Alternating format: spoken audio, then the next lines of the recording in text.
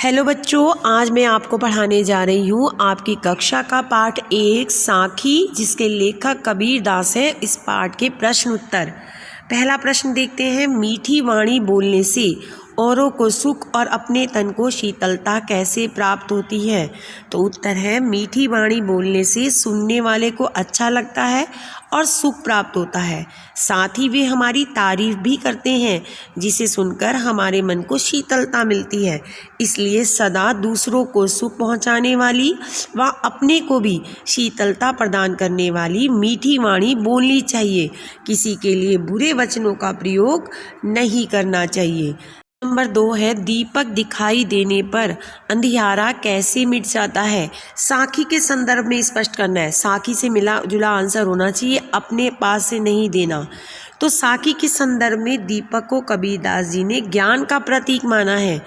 कबीरदास जी कहते हैं, जब हम ईश्वर रूपी ज्ञान के दर्शन कर लेते हैं तो हमारे मन से अज्ञान रूपी अंधकार अपने आप दूर हो जाता है, अर्थात हम बुराइयों से रहित हो जाते हैं। प्रश्न नंबर 3 है, ईश्वर कण कण में व्याप्त है पर हम उसे क्यों नहीं देख पाते। तो उत्तर है, मनुष्य सांसारिक मोहमाया में डूबे रहने के कारण क्या हो जाता है, अहंकारी हो जाता है, जिसकी वजह से वह यह नहीं जान पाता कि ईश्वर कण कण में बसे हैं। अपनी इसी अज्ञानता के कारण वह ईश्वर को देख नहीं पाता और ना ही अनुभव कर पाता है और उसे मंदिर मस्जिदों में ढूंढता फिरता है। अगला क्वेश्चन है, संसार में सुखी व्यक्ति कौन है और दुखी कौन है। यहाँ सोना और जागना किसका प्रतीक है, इसका प्रयोग यहाँ क्यों किया गया है। 3 बातें पूछी, इसमें स्पष्ट कीजिए। तो उत्तर है, संसार में वह व्यक्ति जो सांसारिक विषयों मोहमाया में डूबकर आनंद पूर्वक सोता है वही सुखी है।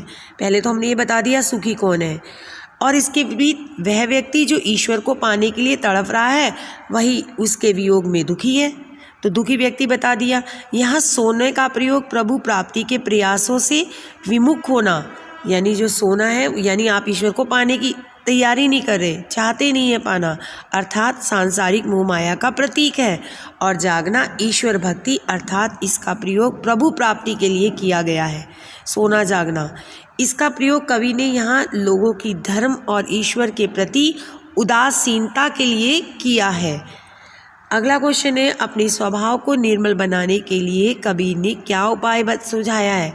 तो उत्तर है, अपने स्वभाव को निर्मल बनाने के लिए कबीर ने निंदक अर्थात अपने आलोचक को अपने निकट रखने का सुझाव दिया है, क्योंकि अगर हमारा आलोचक हमारे समीप रहेगा तो वह हमें हमारी बुराइयों से हर वक्त हमें अवगत कराएगा, बार बार बताएगा तुम में ये कमी है, ये है, तुम ऐसे हो, जिसे सुनकर हम उसे दूर करने का प्रयास करेंगे। वही हमारा सबसे बड़ा हितैषी है। अन्यथा झूठी प्रशंसा कर अपना स्वार्थ सिद्ध करने वाले तो बच्चों आपको अनेक मिल जाएंगे, लेकिन सच्चा हितैषी तो वही है जो हमारे अवगुणों को हमें बार बार बता के उसे दूर करने के प्रयास में हमारी मदद करे। अगला क्वेश्चन है, एके आशीर पीव का पढ़े सुपंडित होए। इस पंक्ति द्वारा कवि क्या कहना चाहता है।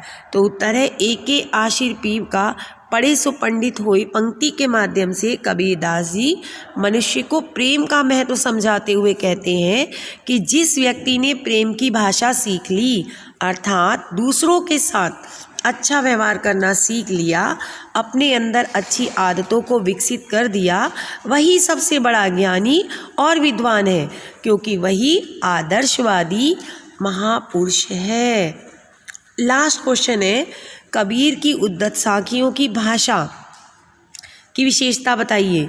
तो बच्चों, कबीर की साखियों में अवधी, राजस्थानी, भोजपुरी और पंजाबी भाषा सहित अनेक भाषाओं का प्रयोग किया गया है।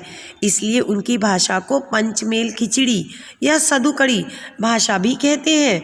उन्होंने समाज में चेतना जागृत करने के लिए जन सामान्य की बोली जाने वाली भाषाओं का प्रयोग किया।